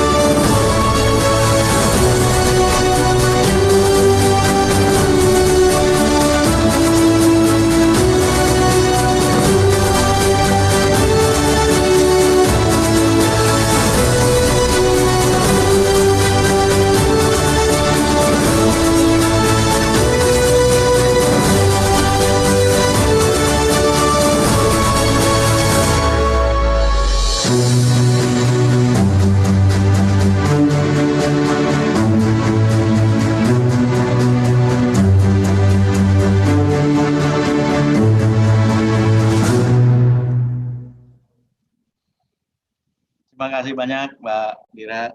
Mohon maaf kalau waktunya agak panjang. Terima kasih. Baik, terima kasih banyak Pak Jonanis yang telah menyampaikan paparan materinya Pak. Ini banyak banget poin-poin yang menarik, tapi secara singkat boleh saya sampaikan sedikit ya. Bahwa memang Pertamina International EP ini sudah beroperasi di 13 negara tadi kalau saya lihat ya, di antaranya itu Afrika, Asia, juga di Middle East. Nah, kemudian tadi terlepas dari beberapa tantangan dan yang telah disampaikan oleh Bapak John, Pertamina International EP ini selalu senantiasa untuk membantu ketersediaan energi yang mumpuni dengan terus berupaya mencari cadangan-cadangan energi baru ya Pak ya. Kemudian tadi terdapat key of success, beberapa key of success yang menarik untuk diambil intisarinya, yaitu untuk setiap BUMN agar selalu memiliki kemampuan beradaptasi yang cepat juga tepat guna. Kemudian kita selalu respect the local culture dan regulation apabila kita memang untuk ingin mengembangkan keramba internasional. Kemudian juga selalu menunjukkan kinerja yang profesional, excellence, dan world class basis. Ya, terima kasih kepada Pak John atas pemaparan materinya.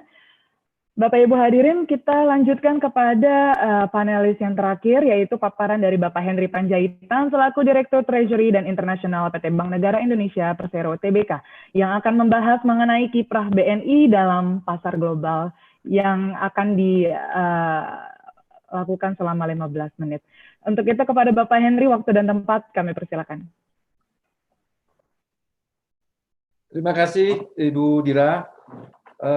Bapak Susianto yang kami hormati, Pak Renok, rekan-rekan media dan teman-teman di BUMN, Pak John Anis, terima kasih nih Pak atas presentasi yang bagus. Ini update aja Pak Susianto untuk Pertamina. BNI sudah ya ada ambil bagian membantu bersinergi dengan Pertamina. Melalui cabang Tokyo kita udah join kredit di perusahaan PPT Energy, dan tadi ada Morel and Prom melalui cabang London kita juga join financing melalui sindikasi. Jadi sudah ada kerjasama antara BNI dan Pertamina di cabang luar negeri. Ini juga tadi menarik, Inka ada beberapa proyek di luar negeri. Jadi ini informasi sangat inspirasi. Jadi BNI siap untuk support baik melalui bilateral loan maupun dengan sindikasi loan.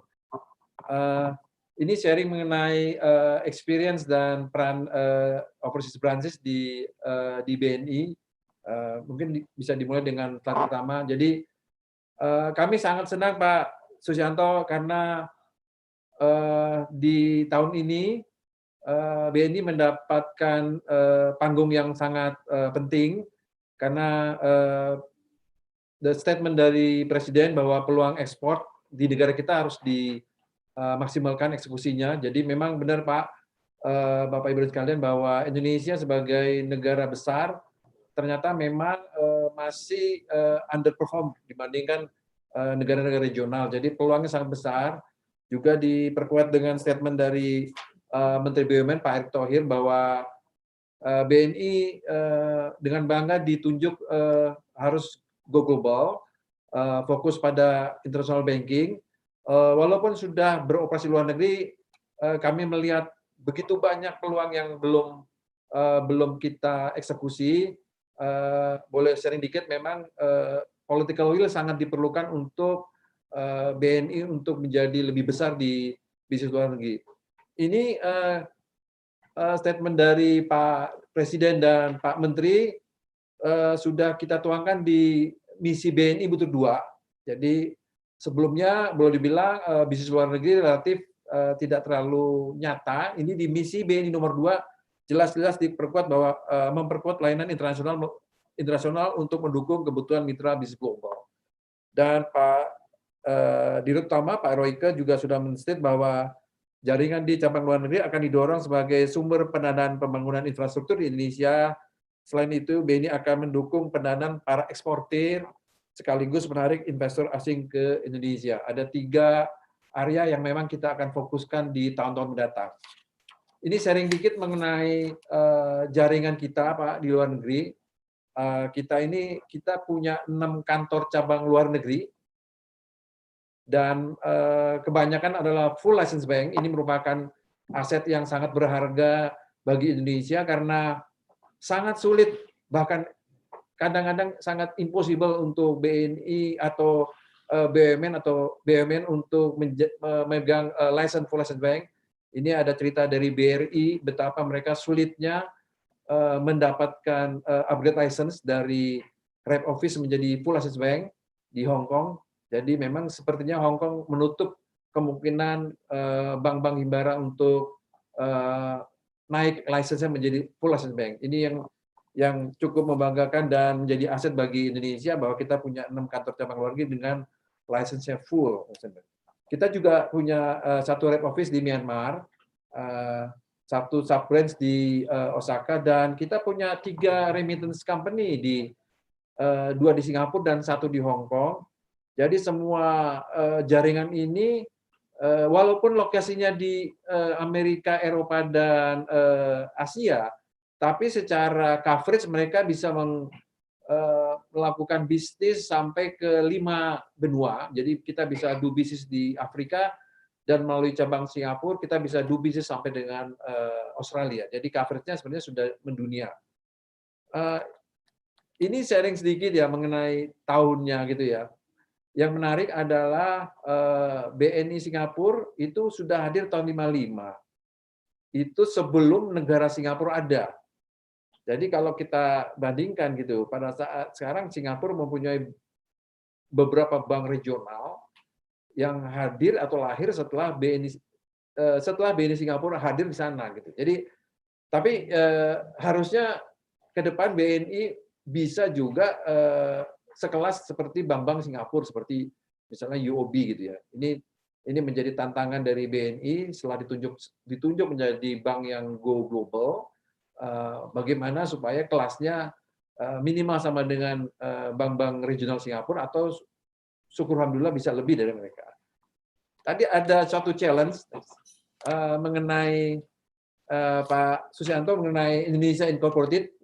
Kebetulan ada dua proyek yang sedang dalam tahap pengembangan di Himbara. Jadi kebetulan untuk untuk London, Mandiri London yang dapat tugasnya sebagai koordinator, dan BNI mendapatkan kesempatan untuk jadi koordinator untuk di Hong Kong.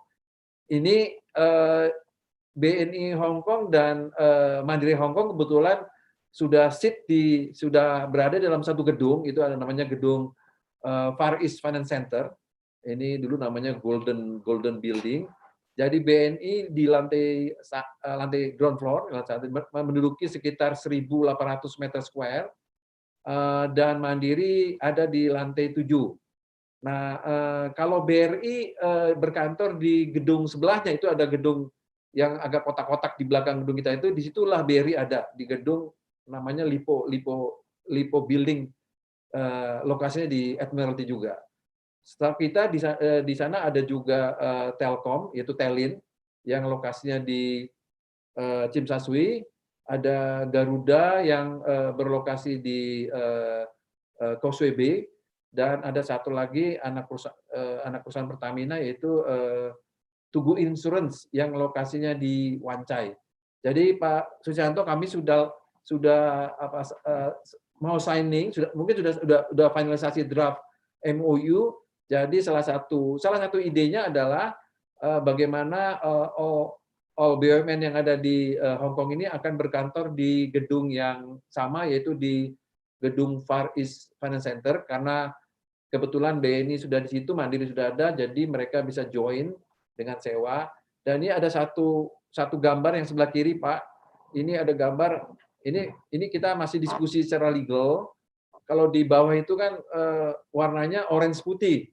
Nah, mudah-mudahan kita bisa dapat kesempatan karena kita harus negosiasi dengan all tenant di sana. Ini sesuai dengan kesepakatan di hukum di Hong Kong. Walaupun kita memang pemilik dari premises di bawah, kita harus minta izin all tenant untuk merubah warna menjadi misalnya merah putih.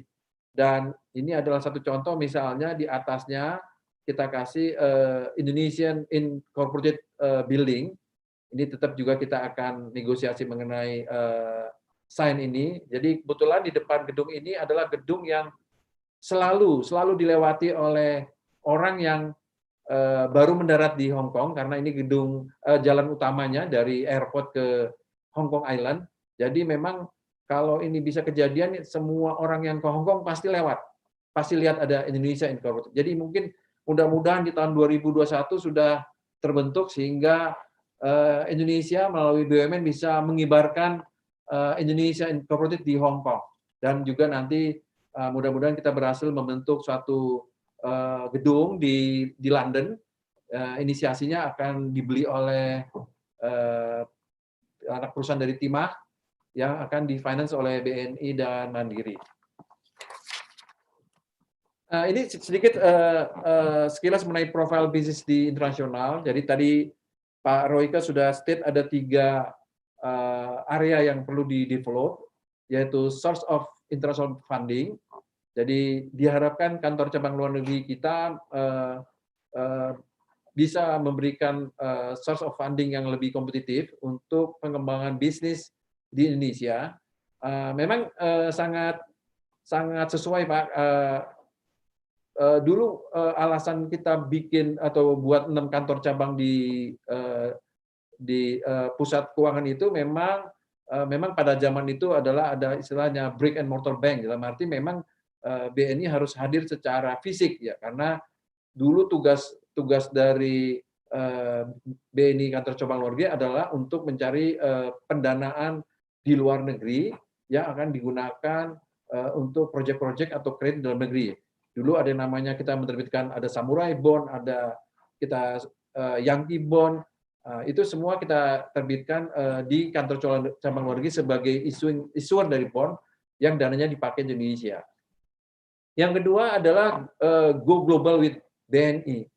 Ini kita belajar dari negara-negara yang berhasil meningkatkan ekspor. Jadi di negara yang ekspornya bagus, biasanya itu pengusahanya itu mereka tidak stay di negaranya, tapi dia akan hadir di negara-negara tujuan ekspor atau di negara-negara yang menjadi pusat bisnis atau pusat perbankan. Ini mungkin kita belajar seperti apa yang terjadi di Malaysia dan di Thailand, di mana Bangkok Bank itu berhasil melakukan ekspor melalui support dari Bangkok Bank. Dia hadir di hampir di 50 cabang di luar negeri. Jadi konsep atau model yang dilakukan oleh negara lain di ASEAN ini kita akan coba di Indonesia melalui BNI. Yang ketiga adalah get to investment. Kebutuhan funding untuk proyek-proyek Indonesia yang sangat besar itu tentunya tidak akan cukup kalau hanya menggunakan jalur perbankan. Jadi kita punya ide adalah kantor cabang luar negeri akan kita gunakan juga untuk sebagai point of sale atau mereka mencari investor yang akan bergabung di Indonesia manakala BNI dalam negeri mau membiayai suatu proyek yang mungkin membutuhkan equity baru yang bisa kita invite dari pemegang dana di luar negeri melalui cabang luar negeri. Itu idenya, 3 idenya gitu. Seperti yang tadi kita share bahwa di cabang luar negeri itu kita berfungsi seperti real bank, benar-benar bank, karena di cabang luar negeri, di semua kantor cabang luar negeri kita bisa kasih kredit baik melalui sindikasi atau bilateral. Kita juga bisa ngasih pembiayaan melalui trade finance di cabang luar negeri, dan di cabang luar negeri juga kita karena di cabang luar negeri punya treasury department masing-masing, jadi mereka juga bisa provide treasury product untuk nasabah-nasabah sesuai dengan sistem dan aturan main yang ada. Dari kinerjanya kita boleh lihat ya, kalau yang di tengah itu total aset dari semua kantor cabang luar negeri BNI itu kurang lebih 10% dari total aset BNI Group, yaitu di sana itu ada sekitar 80 triliun yang kita operasikan di cabang luar negeri. Nah, memang sangat disayangkan 80 triliun ini kebanyakan masih digunakan oleh private sector. Jadi klien-klien kami di luar negeri itu kebanyakan adalah private sector. Jadi ini kesempatan bahwa kalau memang BNI bisa provide support, financial support ke private sector, kenapa nggak ke BUMN? Ini merupakan bentuk potensi sinergi yang bisa diberikan BNI sebagai bank yang global kepada BUMN secara keseluruhan. Next-nya, ini sedikit mengenai overview, ya, merupakan challenge yang tadi Pak Jokowi state itu, bahwa Indonesia menduduki posisi nomor 28, di mana ekspornya Indonesia hanya 171 miliar US dollar atau hanya 0,92%. Bahkan Indonesia itu di bawah Singapura, Vietnam, Malaysia, dan Thailand. Gambar yang oranye ini, warna oranye, menunjukkan bahwa Indonesia masih banyak mengekspor raw material. Jadi kalau kita lihat di Singapura, Vietnam, Malaysia, dan Thailand, mereka sudah melakukan proses produksi dan menjual barang setengah jadi atau mungkin barang jadi. Sementara Indonesia baru barang mentah. Ini merupakan challenge, ya, bagaimana Indonesia ini bisa menjadi, mudah-mudahan menjadi 10 besar.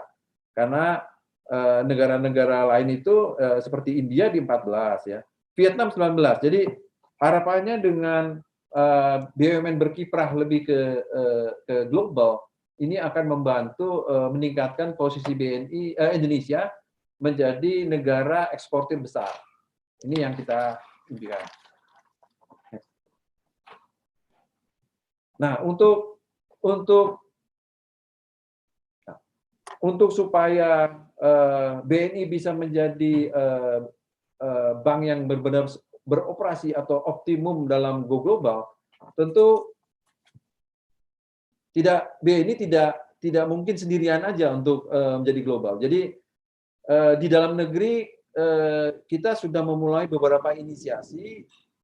Yang satu adalah kita pengen di seluruh pegawai BNI itu mempunyai DNA sebagai bank global. Ini sudah kita mulai, bahwa seluruh pegawai BNI sudah kita mulai latih, ya, dari cabang terjauh sampai di corporate di head office itu kita educate lagi supaya mereka lebih aware dan mengerti mengenai konsep bisnis global. Ini sudah kita lakukan, dan kita berharap bahwa setelah sebagian besar pegawai BNI sudah mengerti dan cakap dalam konteks bisnis internasional, kita pengennya adalah supaya mereka menularkan, men-share knowledge-nya kepada pengusaha-pengusaha atau produsen Indonesia yang sebelumnya belum melakukan ekspor menjadi eksportir. Itu yang kita akan lakukan. Jadi secara sistematis kita akan melakukan edukasi, tidak hanya BNI employee tapi juga masyarakat sekitar yang berpotensi menjadi ekspor. Yang kedua, ini yang menarik, yang kedua adalah kami sedang bekerjasama dengan Departemen Bea Cukai dan Departemen Perdagangan, karena terus terang aja data-data mengenai perusahaan yang do ekspor ini boleh dibilang perlu kita kembangkan, karena kita berinisiasi untuk melakukan edukasi kepada seluruh pengusaha yang mempunyai produk yang berpotensi ekspor, untuk kami edukasi untuk menjadi pemain regional. Ini merupakan sebenarnya sudah dilakukan di negara Thailand dan Malaysia, bahwa terus terang aja saya mendapatkan banyak masukan dari beberapa pengusaha adalah mereka mendapatkan kesulitan untuk masuk ke pasar banking di negara lain, ya. Karena memang Indonesia itu masih dianggap negara yang ada misalnya unsur-unsur compliance dalam konteks teroris financing. Jadi peran BNI di cabang luar negeri bisa menjawab tantangan itu, dalam arti nantinya banyak perusahaan-perusahaan yang bisa masuk ke banking industry di negara-negara maju di 6 kota itu melalui BNI sebagai bank pertama yang membawa mereka menjadi go global. Yang ketiga, kita juga akan melakukan perbaikan di processing centernya. Ini ada split operation dan trade hub. Idenya adalah sekarang BNI hanya melakukan atau mempunyai satu centralized processing center, yaitu di Jakarta, mengcover seluruh kota di Indonesia. Nah, ini kita belajar juga dari beberapa bank bahwa dengan kemajuan teknologi kita akan mempunyai sub operation di beberapa kota seperti di Surabaya dan Semarang, mungkin juga di Medan dan di Makassar, yang intinya untuk mempercepat penularan ilmu mengenai ekspor ke pengusaha-pengusaha Indonesia. Yang berikutnya adalah trade hub, yaitu kita akan mengoptimalkan cabang Singapura dan Hong Kong, karena memang itu negara itu adalah negara yang sudah sangat advance dalam konteks trade finance, secara legal sistemnya, produknya, insurance supportnya. Ini kita akan menggunakan dua negara ini menjadi hub di mana mereka akan melakukan financing bisa dari Hong Kong atau dari Singapura ke Indonesia. Dan yang keempat, kita akan juga mengembangkan produk-produk cross-border financing, dan terakhir kita akan melakukan campaign di awal tahun depan mengenai kesiapan BNI untuk mensupport seluruh pengusaha Indonesia, baik BUMN dan swasta, manakala mereka mau masuk ke market baru di luar negeri. Next. Ini sekilas mengenai kerjasamanya. Bapak Ibu sekalian, ada 143 klien yang sudah kami support di kantor cabang luar negeri, tapi memang 17% baru teman-teman BUMN, 83% adalah private sector dari Indonesia. Kita provide untuk BUMN, kita provide pembiayaan, dan 2 di sektor transportasi, 2 di sektor energi, ya tadi ada yang di Tokyo dan di London, yaitu, dan 2 perdagangan, dan 1 jasa keuangan, yaitu Bank Mandiri. Untuk yang swasta, ada 84 perusahaan, 1 di konstruksi, 2 jasa keuangan, 5 transportasi, 16 perdagangan, dan 11 manufaktur. Jadi dalam konteks sinergi Go Global, BNI sudah ada sekitar 17 BUMN yang sudah bermitra dengan BNI. Next-nya ini adalah bentuk support juga, tidak hanya dalam konteks bisnis. BNI juga mensupport teman-teman diaspora, khususnya teman-teman TKI. Jadi di Hong Kong, khususnya di Hong Kong ini, di 150.000 TKI, kita sangat mensupport aktivitas weekend mereka melalui dana pengembangan pendidikan, melalui dana CSR. Jadi tidak hanya bisnis, orientasi bisnis yang kita lakukan, tapi juga untuk social purpose juga dilakukan oleh Bank BNI di 6 kantor cabang luar negeri. Demikian presentasi mengenai kinerja dan peran BNI di luar negeri. Mudah-mudahan bisa memberikan informasi mengenai sepak terjang BNI di overseas branches. Terima kasih. Baik, terima kasih Pak Henry Panjaitan atas pemaparan materinya. Ini juga cukup menarik, tapi namun akan saya sampaikan kesimpulan secara singkat karena waktunya juga sudah terbatas. Pada intinya bahwa memang BNI saat ini telah tersebar ya Pak di 3 negara benua, dan itu terdiri dari kantor cabang luar negeri, representative office, sub branch, dan remittance center. Kemudian tadi sudah disampaikan oleh Pak Henry bahwa BNI telah melakukan sinergi BUMN dengan Inka dan Pertamina International EP melalui kantor cabang luar negeri, yaitu dengan pembiayaan sindikasi. Itu sangat luar biasa. Kemudian rencana yang telah disampaikan Pak Sus tadi di awal itu sudah mulai dilakukan oleh berbagai macam SOE yang ada di internasional, yang ada di beberapa negara. Salah satunya tadi di Hong Kong, karena BNI merupakan koordinatornya, bahwa ini sudah ada rencana penempatan office of SOE di 1 building, yaitu Indonesia Incorporated Building rencananya ya Pak Henry. Ya. Itu akan menjadi satu lokasi yang strategis untuk SOE Indonesia. Kemudian baik, dengan berakhirnya tadi pemaparan materi dari Bapak Henry Panjaitan, Bapak Ibu hadirin, kini saatnya tiba di sesi Q&A atau question and answer di sesi 1. Namun karena memang waktu yang sangat terbatas, karena kami membatasi sampai dengan jam 12, kami langsung mulai izin yang nanti akan langsung dijawab oleh para narasumber kita. Baik, pertanyaan yang pertama, kami lihat di question and answer ada dari Pak Andi dari Bisnis Indonesia yang ini ditujukan kepada Pak Budi untuk Inka. Pak Budi, ini pertanyaan dari Harian Bisnis Indonesia. Pertanyaannya berikut, Pak. Pak Budi, melihat proyeksi permintaan yang besar di Afrika dan Amerika Latin, apakah Inka akan membangun pabrik di sana untuk menghemat biaya logistik atau akan menambah kapasitas? Kemudian Pak Budi, ini ada sekaligus dua pertanyaan kedua, Pak, untuk Pak Budi.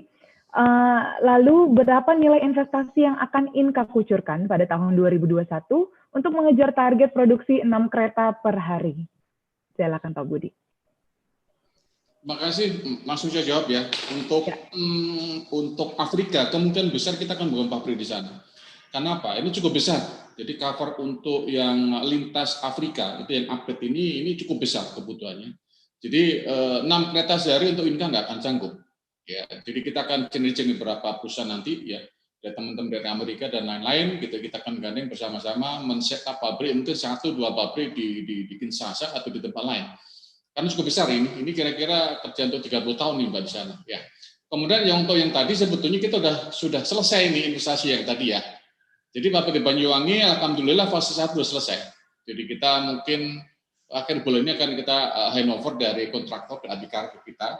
Nilai sementara sekitar 700 miliar ya, itu kita dapat dana dari PMN. Memang ada fase 2 itu hanya peralatan nanti tahun depan baru kita isi. Tidak banyak sebetulnya. Itu aja Mbak, makasih. Oke, baik. Terima kasih banyak Pak Budi atas jawabannya. Oke, baik, kita langsung lanjut kepada pertanyaan berikutnya. Ini ditujukan untuk Pak John dari Pertamina IT. Pak John, ada pertanyaan Pak. Pak John, berapa potensi total produksi minyak mentah Pertamina di luar negeri sampai dengan saat ini? Silakan Pak John dijawab. Ya, baik. Terima kasih, Bu Dira. Jadi untuk saat ini kita berproduksi hampir sekitar minyaknya 100.000 barrel per hari, sekitar 98-an. Dengan produksi gas sekitar 155 million standar kubik per hari. Ini agak lebih rendah daripada target kami karena memang seperti Bapak Ibu semua ketahui di kondisi sekarang ini dengan COVID terjadi penurunan demand ya dari kebutuhan minyak dan gas di seluruh dunia sehingga ada kelebihan pasokan dan di beberapa negara yang di hampir semua negara kita beroperasi mereka itu bagian dari OPEC di mana OPEC melakukan yang disebut production cut atau mengurangi produksinya untuk menyeimbangkan antara supply dan demand ini sehingga produksi kami terpotong lah istilahnya ya karena ada kuota dari OPEC di masing-masing negara di tempat kami beroperasi. Jadi sebetulnya potensinya lebih dari itu, namun ya dengan kondisi seperti ini ya kami menyesuaikan dengan kondisi yang ada. Demikian Bu Dira. Baik, terima kasih atas penjelasannya Pak John. Jadi memang sedang dilakukan penyesuaian ya Pak, sesuai dengan memang kondisi yang ada saat ini. Betul. Baik, terima kasih. Kami upayakan untuk ke depan akan kita kembangkan lagi untuk lebih besar lagi. Terima kasih. Ya, baik. Baik, terima kasih Pak John. Kemudian, baik, terima kasih. Kemudian pertanyaan berikutnya ini ditujukan untuk Pak Sesmen, Pak Susianto. Ini ada pertanyaan dari Antara, Pak, dari Pak Aji Cakti. Izin bertanya kepada Pak Sesmen, tadi sempat disinggung mengenai potensi dan realisasi ekspor, di mana terlihat BUMN-BUMN karya, atau dalam hal ini konstruksi, berhasil melakukan penetrasi di 3 benua, yakni Asia, Afrika, dan Eropa. Menurut Bapak, apa kunci sukses BUMN-BUMN karya tersebut bisa melakukan penetrasi go global? Waktu dan tempat dipersilakan. Terima kasih Mbak Dira. Tentu sama dengan apa yang disampaikan Inka maupun Pertamina ya utamanya tadi karena kalau kita mau global, trust ya, keyakinan atau kepercayaan itu pasti akan utama ya. Lalu yang kedua tentunya meyakinkan, mewujudkan bahwa sebetulnya kita bisa. Artinya Indonesia atau BUMN tadi yang karya-karya tadi bisa melakukan dengan tepat waktu, dengan kualitas yang baik dan sebagainya. Itu menjadi bagian dari yang dilakukan oleh mereka, dan pada akhirnya negara yang bersangkutan tentu akan meyakini. Tadi persis yang Inka sampaikan, dan Pertamina tadi juga Pak John sampaikan bahwa pada saat mereka ngebor tadi kan mereka masih memicingkan mata, setelah tahu hasilnya bagus baru diyakini. Seperti itu Pak Indra. Terima kasih.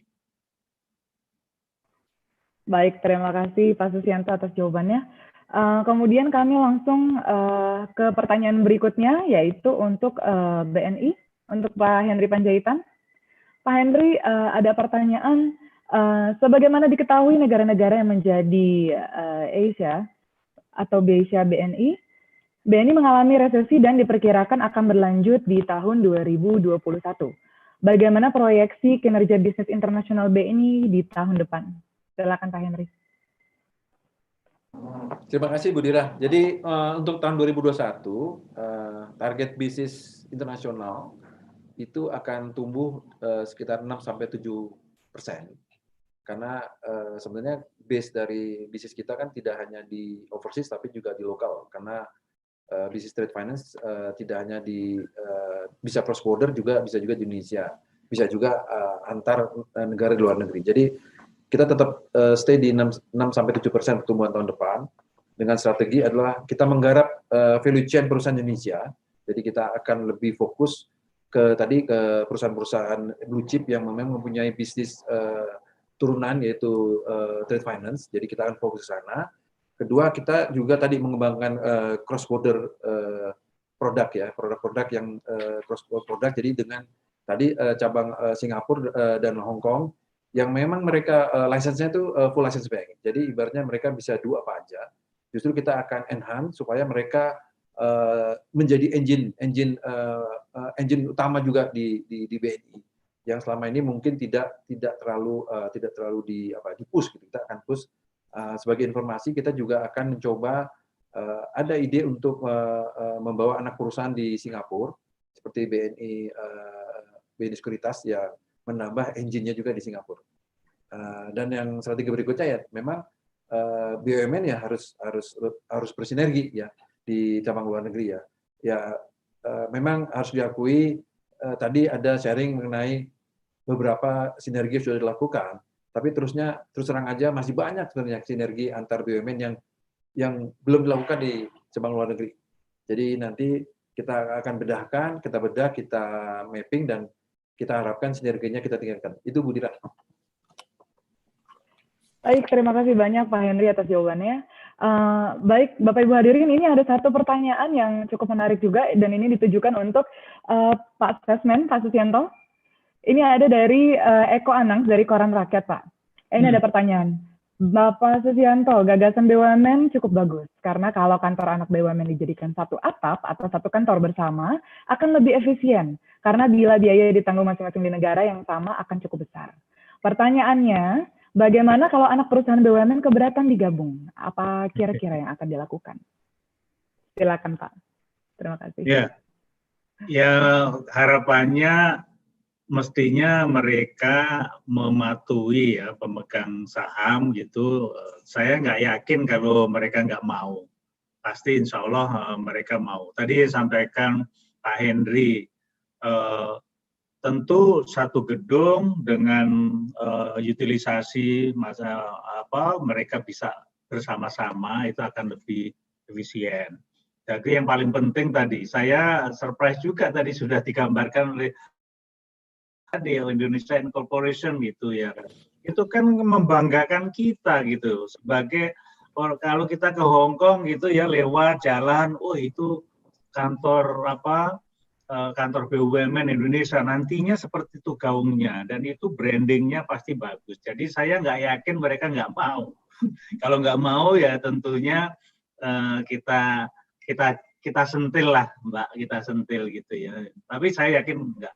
Saya yakin enggak. Semua tadi yang menarik juga yang dari pembicara tadi ya. Peluang-peluang itu di antara BUMN ada gitu. Di antara BUMN sinergi gitu. Misalkan memerlukan pendanaan, tadi Pak John Anies sampaikan, ya tentu yang kita colek yang satu kantor lah dulu. Jangan nyolek yang lain dulu kan gitu. Lalu misalkan Pak John lagi perlu untuk ya karya-karya dulu yang kita ini kan untuk subkontraktornya. Banyak sekali di perminyakan saya tahu persis yang bisa dikerjakan, dan pendanaan itu saling sinergi ini sangat baik menurut saya. Gitu Mbak Indra, makasih. Baik, terima kasih banyak Pak Susianto. Jadi memang terdapat suatu keyakinan ya dari Kementerian BUMN bahwa perusahaan-perusahaan BUMN ini akan fully support satu sama lain dalam rangka sinergi BUMN. Baik, terima kasih Pak Susianto. Dengan jawaban terakhir dari Pak Susianto tadi mengakhiri juga sesi tanya jawab pada hari ini. Untuk pertanyaan yang memang seandainya belum dibacakan oleh kami, belum sempat terbacakan, kami harapkan ini akan dapat dijawab di lain kesempatan. Baik. Sekali lagi kami ucapkan terima kasih kepada para narasumber yang telah bersedia untuk membagikan insight-nya pada Ngopi BUMN kali ini. Kami ucapkan terima kasih pula kepada rekan-rekan media yang telah hadir dan menyaksikan Ngopi BUMN hari ini. Saksikan terus Ngopi BUMN berikutnya. Dan ingat 3M, yaitu memakai masker, menjaga jarak, serta mencuci tangan dengan benar. Sampai jumpa di Ngopi BUMN berikutnya. Mohon maaf apabila terdapat penyampaian tutur kata yang salah. Terima kasih. Akhir kata, wassalamualaikum warahmatullahi wabarakatuh. Waalaikumsalam.